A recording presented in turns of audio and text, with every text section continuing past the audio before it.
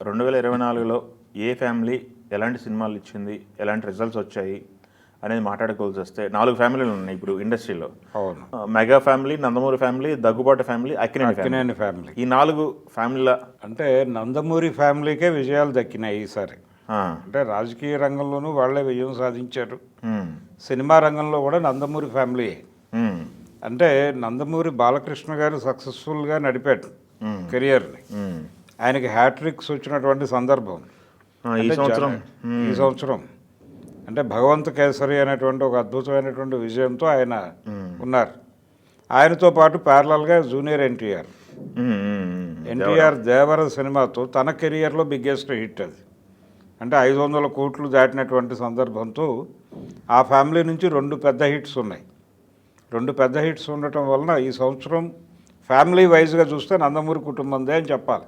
Okay, cinema పరంగా cinema విజయాల పరంగా చూస్తే ఈ సంవత్సరం నందమూరి సంవత్సరంగానే చెప్పాలి. ఓకే, కుటుంబాల నుంచి చూస్తే.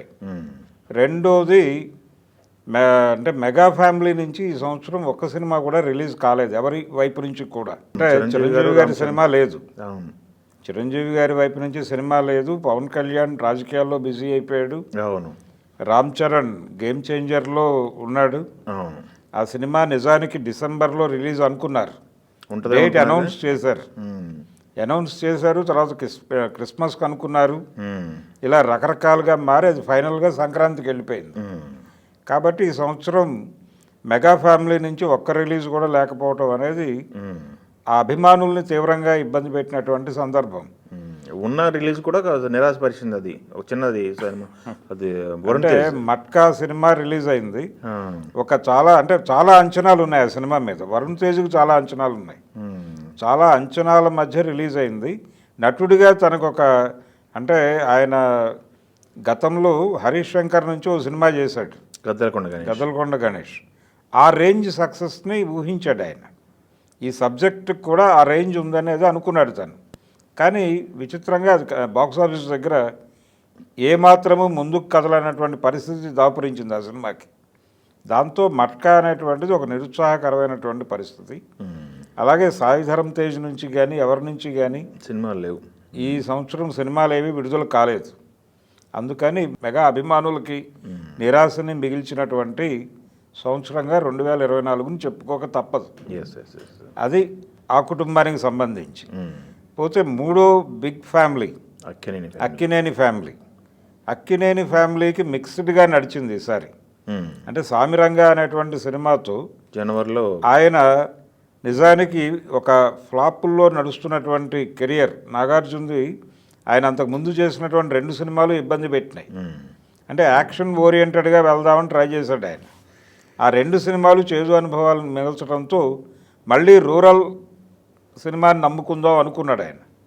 అనుకుని అది వర్కౌట్ అయింది, కమర్షియల్గా వర్కౌట్ అయింది. బిగ్ హిట్ కాదు కానీ ఆయన్ని ఫ్లాపులో నుంచి బయటకు తీసుకొచ్చిన సినిమాగా చెప్పుకోవచ్చు. అది ఒక విజయం. అయితే ఆయనకి ఈ ఎన్కన్వెన్షన్ కూల్చివేత అనేటువంటి ఒక చేదు అనుభవం కూడా ఈ సంవత్సరమే వచ్చింది.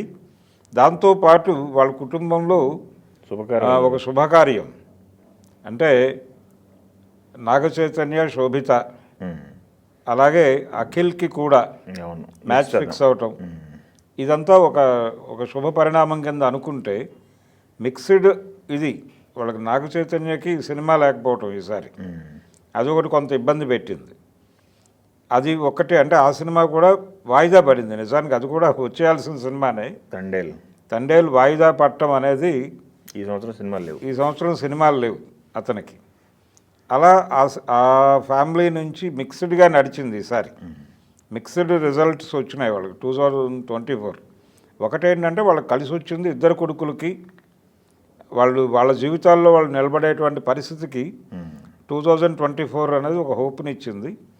అయితే వివాదాలకు సంబంధించి వేణుస్వామి వివాదం ఆ ఫ్యామిలీకి చుట్టుకోవటం, అలాగే కొండా సురేఖ వివాదం ఆ ఫ్యామిలీని టార్గెట్ చేస్తూ ఆవిడ మాట్లాడటం, ఇవి కొంత ఇబ్బంది పెట్టినాయి. ఆనందము కొంత వివాదము అన్నీ కలగలిసినటువంటి రిజల్ట్ ఇచ్చింది వాళ్ళకి, ఆ ఫ్యామిలీకి. పోతే ఇంకొక బిగ్ ఫ్యామిలీ వెంకటేష్ గారు. దగ్గుపాటి ఫ్యామిలీకి కూడా, అంటే రానాకి ఒక బెస్ట్ విలన్ క్యారెక్టర్ దొరికింది సార్ ఆయనకి రజనీకాంత్ సినిమాలో వేటయాన్లో దొరకటం, దానిలో ఆయన ప్రభావవంతమైనటువంటి నటన ప్రదర్శించాడు. అంటే ఒక పవర్ఫుల్ విలన్గా రానా ఏమాత్రమూ తగ్గలేదు. బాహుబలి నుంచి ఆయనకు ఒక ఇమేజ్ ఏర్పడింది, ఒక పవర్ఫుల్ విలన్ క్యారెక్టర్కి రానా అద్భుతంగా సెట్ అవుతాడు అని. ఆ ఇమేజ్ని నిలబెట్టుకున్నాడు ఆయన. ఆ ఇమేజ్ని నిలబెట్టుకుంటూ ఈ వేటయాన్ సినిమాలో ఆయన క్యారెక్టరైజేషన్ నడిచింది. ఆ సినిమా విజయంతో కంపేర్ చేయాల్సిన పని లేదు, కానీ రానా వరకు అది సక్సెస్. రానాకు ఒక అద్భుతమైన విజయం దక్కింది. అలాగే వెంకటేష్ గారికి ఆ సినిమా ఇబ్బంది పెట్టింది. సైంధవ్ జనవరి అంటే చాలా గ్యాప్ తర్వాత ఒక యాక్షన్ మూవీ చేద్దాం అనుకున్నాడు ఆయన. యాక్షన్ మూవీ నాగార్జునకు కూడా ఇబ్బంది పెట్టింది, అలాగే వెంకటేష్కి కూడా చేదు అనుభవాన్ని మిగిల్చింది ఆ సినిమా సైంధవ్.